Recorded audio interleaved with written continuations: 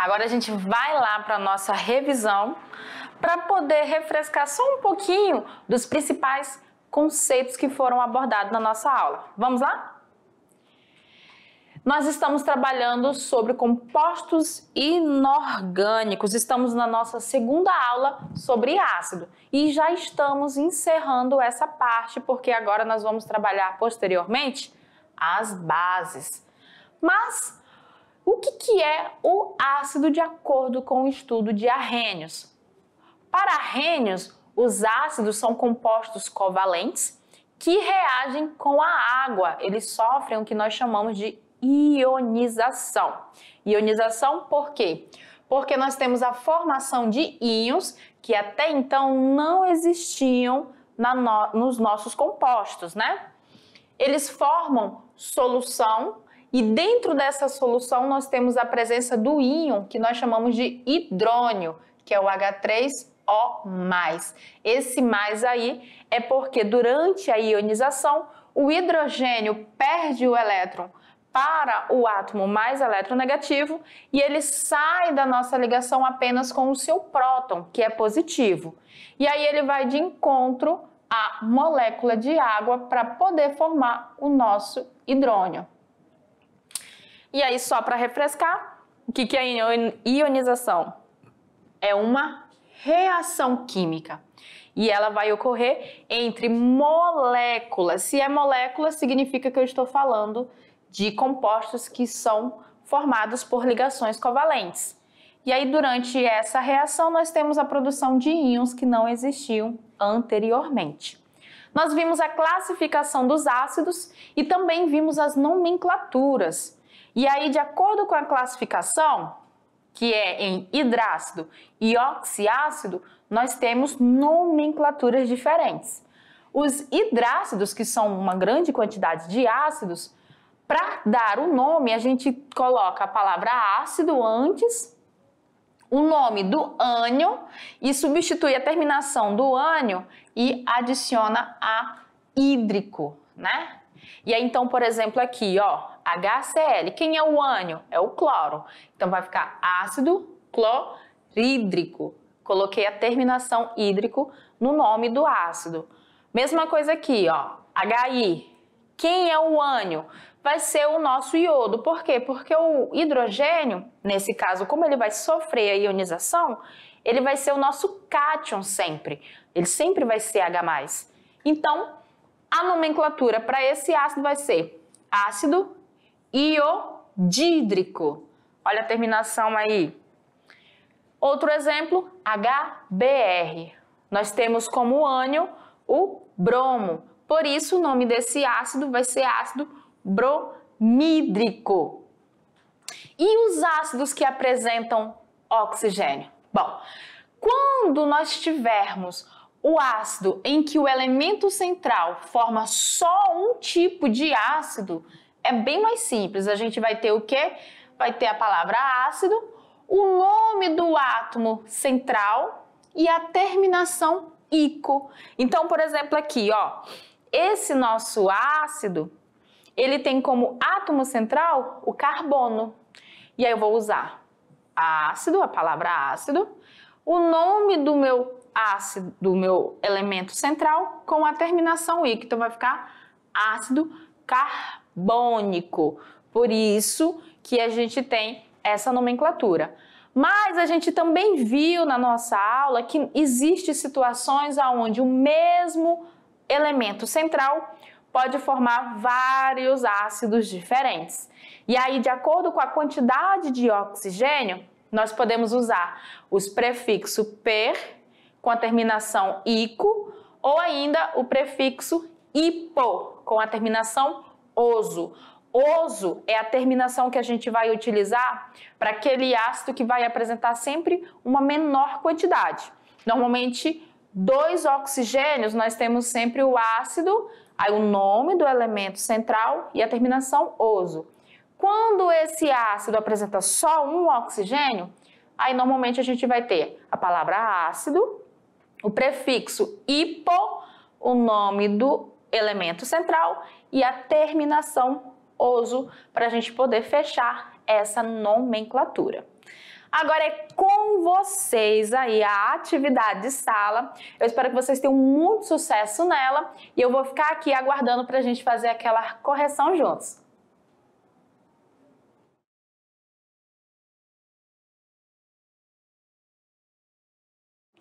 E aí, galerinha, como que foi essa atividade de vocês? Eu até entendo que nesse primeiro momento a gente trabalhar a nomenclatura ácidos que têm oxigênio, ácidos que não têm, pode até dar uma leve confusão e tudo bem, é normal. Mas por isso que nós estamos aqui, né? Para a gente poder fazer a correção juntos e tentar sanar o máximo possível dessas dúvidas. Então vamos lá para o nosso Tirando Dúvidas. Questão número 1. Na questão número 1 diz o seguinte: cerca de 6.000 pessoas tiveram que ser evacuadas nesta quinta-feira perto do Cantão, no sul da China, em consequência da explosão de uma usina química.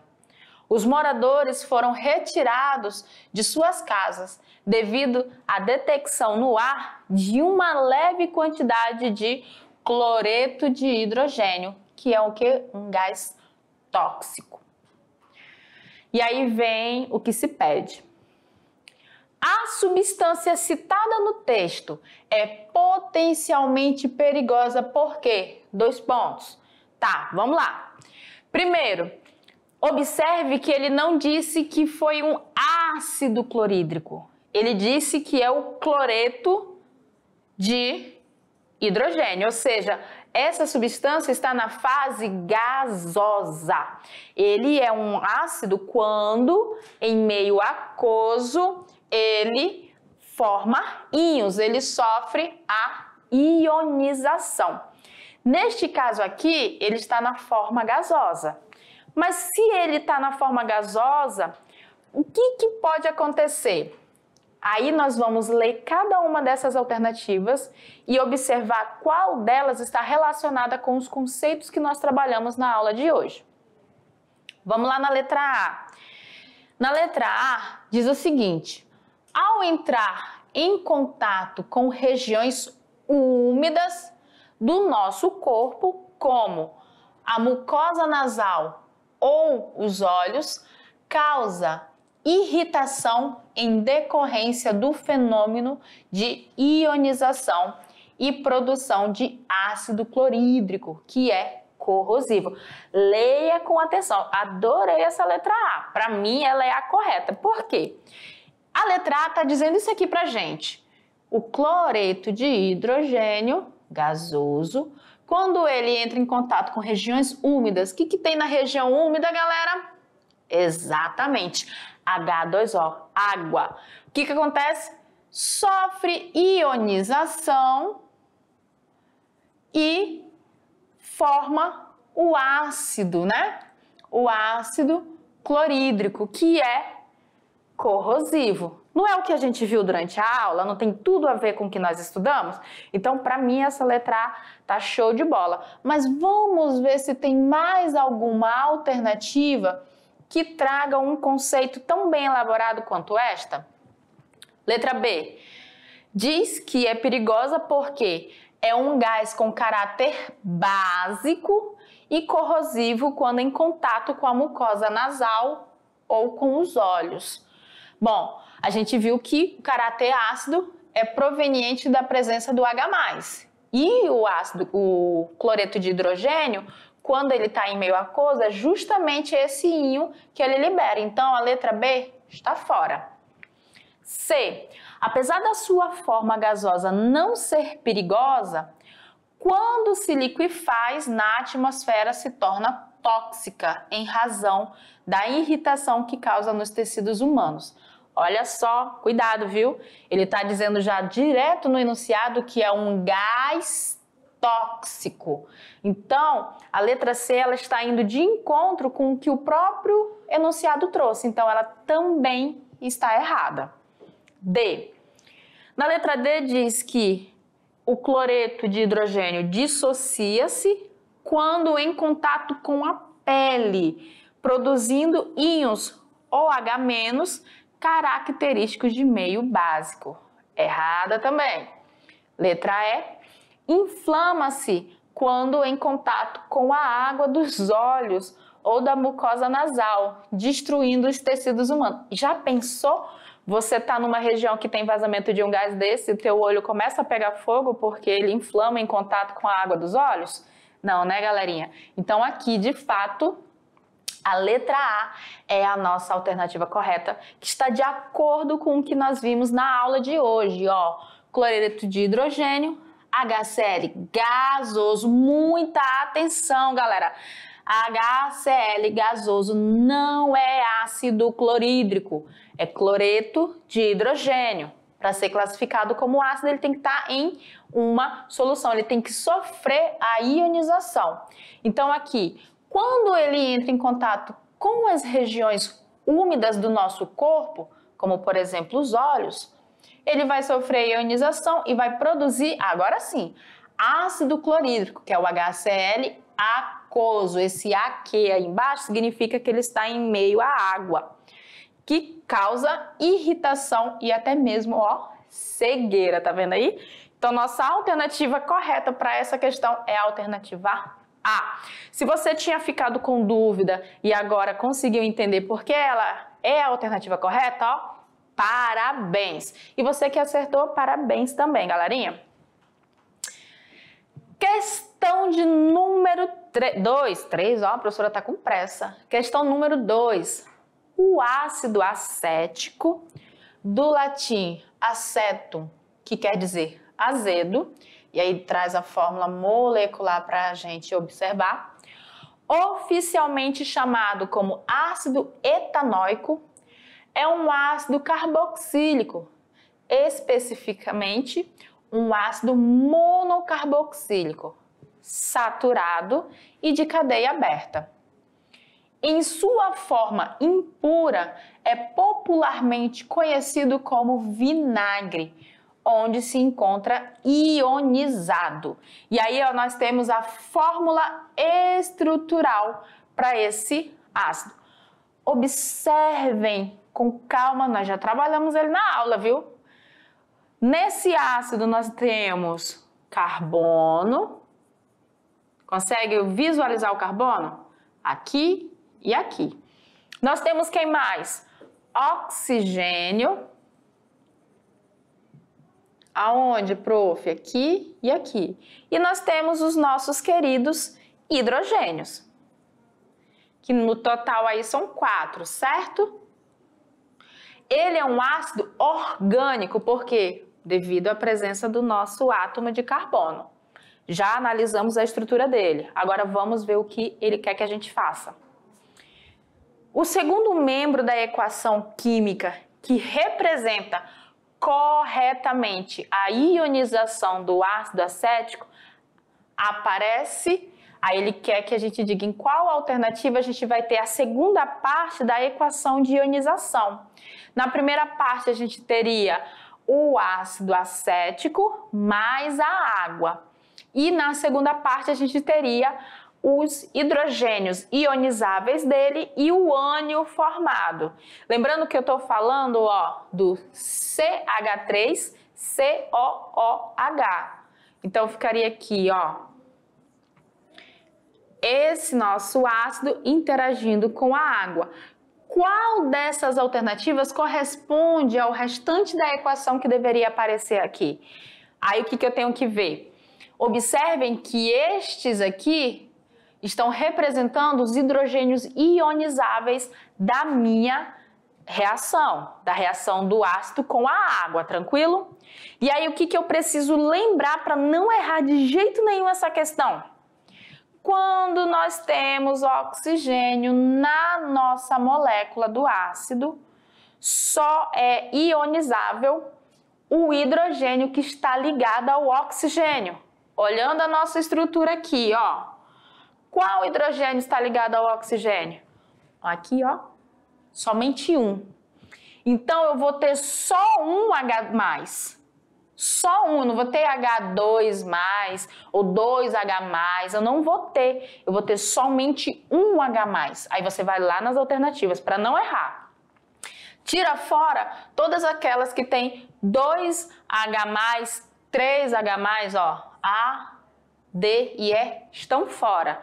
Beleza. Só que aí, professor, agora eu fiquei entre a letra B e a letra C. Como que eu vou saber qual está correta? Pela carga do ânion. Tá vendo aqui, ó? Aqui na letra B nós temos uma carga negativa. Já na letra C nós temos duas. Como que você vai saber qual dessas cargas é a correta? Observa aqui, só um hidrogênio ionizável. Então, o oxigênio aqui, ele vai ficar com o elétron do nosso hidrogênio.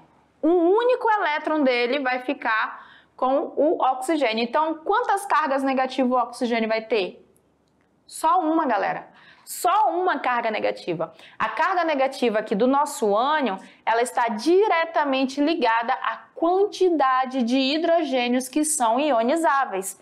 Se eu tenho só um hidrogênio ionizável na minha molécula, eu vou ter só uma carga negativa. Por isso que a alternativa B é a nossa alternativa correta. Quando o nosso ácido acético sofre a ionização, eu tenho um hidrogênio ionizável, logicamente eu vou ter uma carga negativa. Tranquilo? Então vamos para a nossa questão de número 3 no nosso Se Liga no Enem.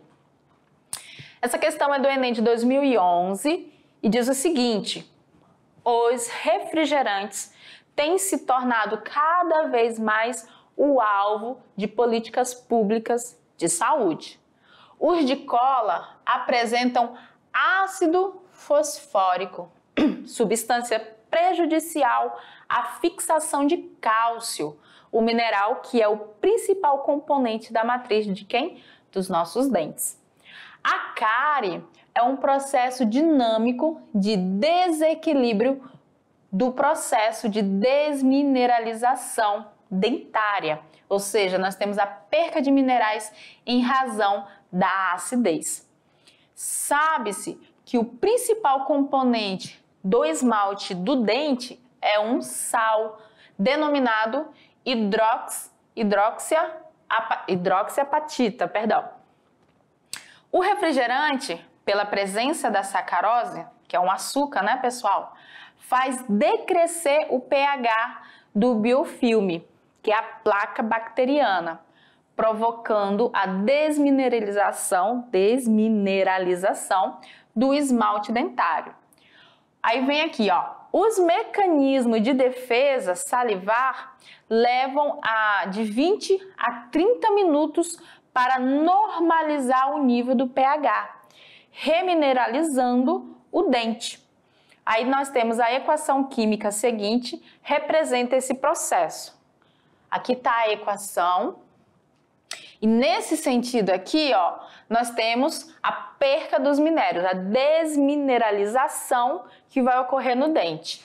E no sentido inverso, nós temos a mineralização que é feita pela saliva. A saliva, ela faz a correção do pH da nossa boca, proveniente também lá para os nossos dentes. Considerando que uma pessoa consuma refrigerante diariamente, poderá ocorrer um processo de desmineralização dentária devido ao aumento da concentração de... E aí ele quer que a gente diga qual é a alternativa correta.